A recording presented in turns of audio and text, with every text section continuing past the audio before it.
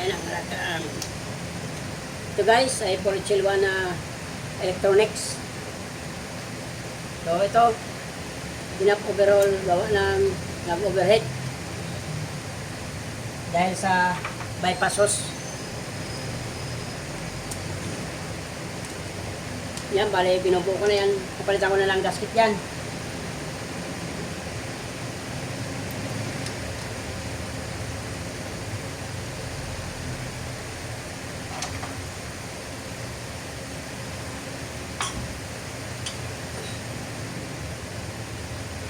Yan. Okay.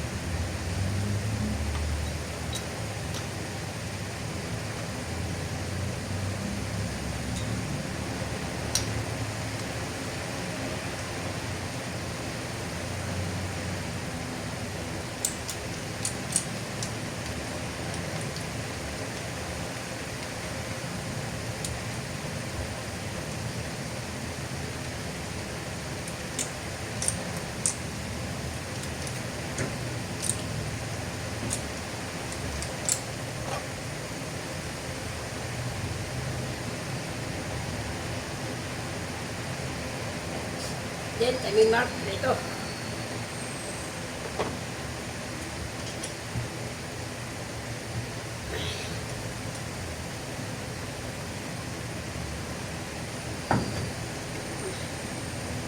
Tapos siyempre hanapin natin ang timing mark niyan. Yun. Yan yung kanyang timing mark. At isisentro natin yan.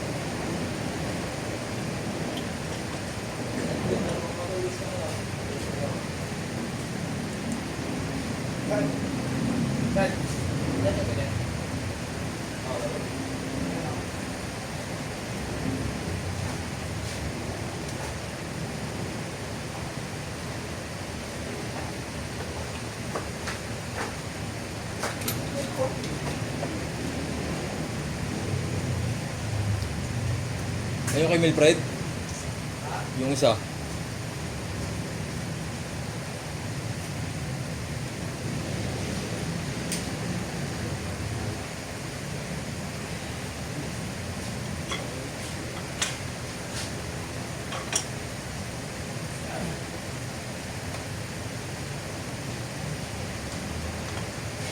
Bye.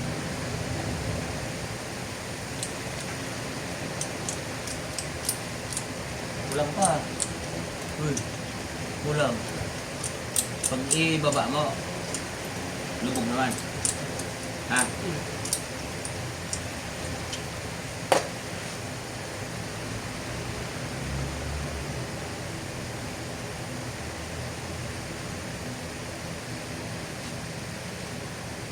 Yung gasket mo nandoon sa may tampit ka. Ginawa ko na ito. Bakit ng Basket niya ng pang-ilalim, extension. Ginawa mo na ito. di ba?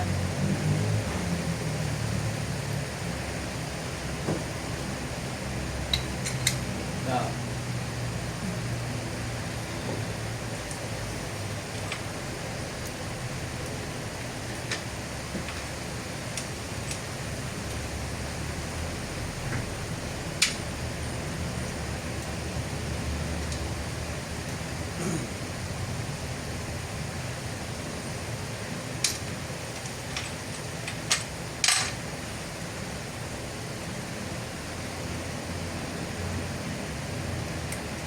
Labas yan, itim eh.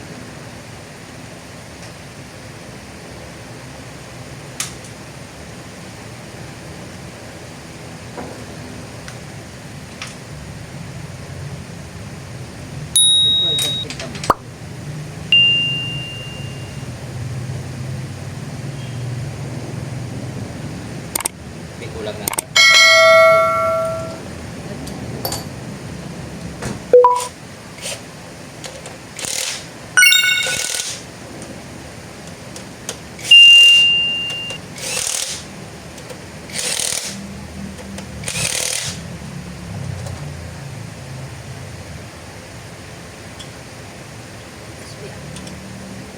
Ba? Yep. Boy.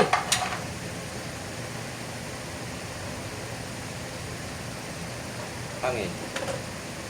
Tira.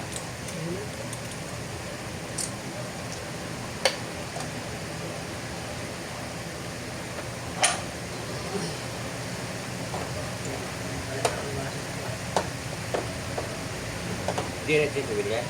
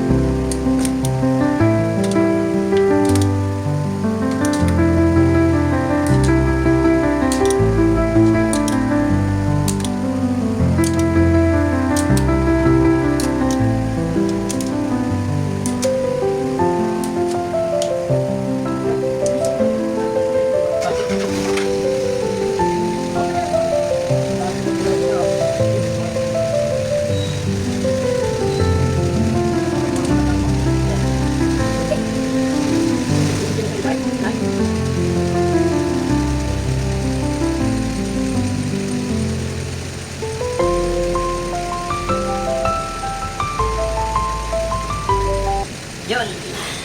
Ali, dito na tayo.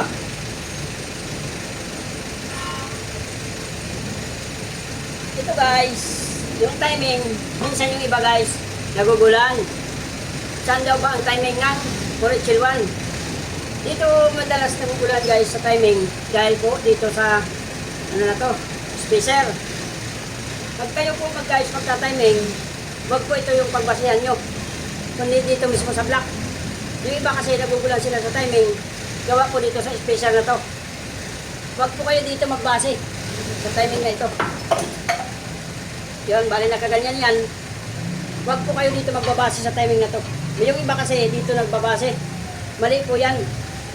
Dapat hindi po dito binabase timing, kundi dito mismo sa block. Okay? Ngayon, pag dito kayo mag-timing, yung akala nyo yung ng uno, hindi po yan dito ang uno. Yan, hindi po yan. Dapat hindi kayo dito magbase. Ito akala nyo, dito kayo magbabase sa uno, hindi po yan.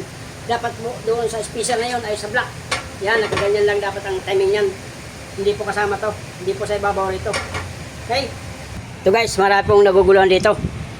Bali yan, naka-uno yan.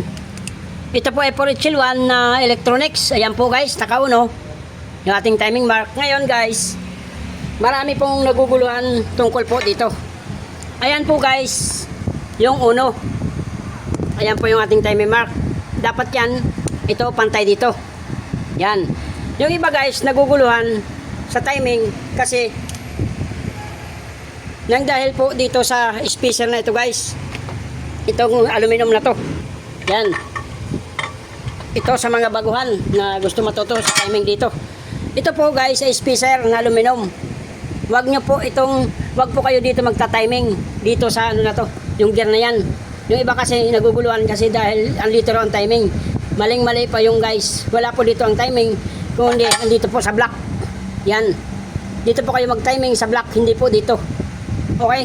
Marami naguguluhan sa ganyan. Yan, dapat kung maaari ay tanggalin muna itong spacer na to. Yun, wag po kayo dyan mag-timing. Wala po dyan ang timing, kundi andito po sa block na to. Kailangan tatanggalin nyo yan, o kung pwede nyo mang silipin, pwede rin, pero mas maganda yung nakaganyan. Yan, kitang-kita. Ayan, ang pwesto niyan, ang timing. Wala po dito. Okay? Marami naguguluhan tungkol po dito. Wala po dito ang timing, kundi nandito sa block. Wala po dyan. Ayan, bali nakauno na yan. Yan. Nakauno doon. Tapos syempre, sa ating rocker arm, yan, nakauno yan. For HL1 po ito na Poly Electronics. Yan.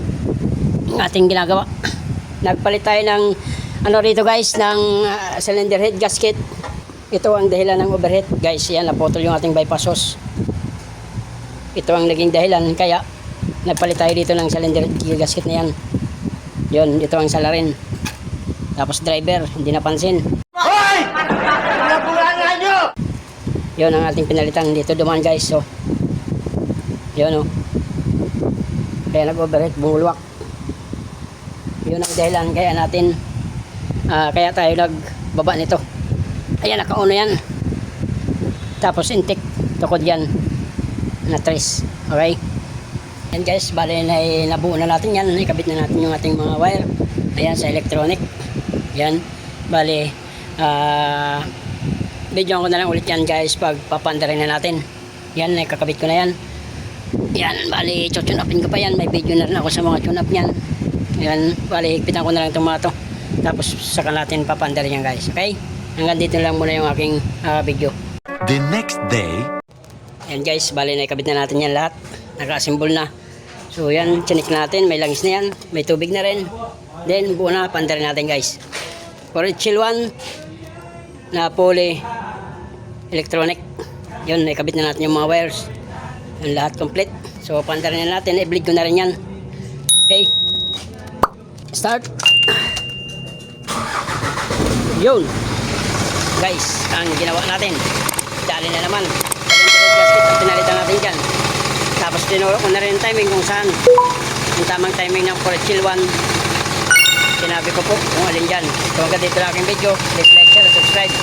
Click na rin ang notification bell para updated kayo sa aking susunod na video. For HL1 done.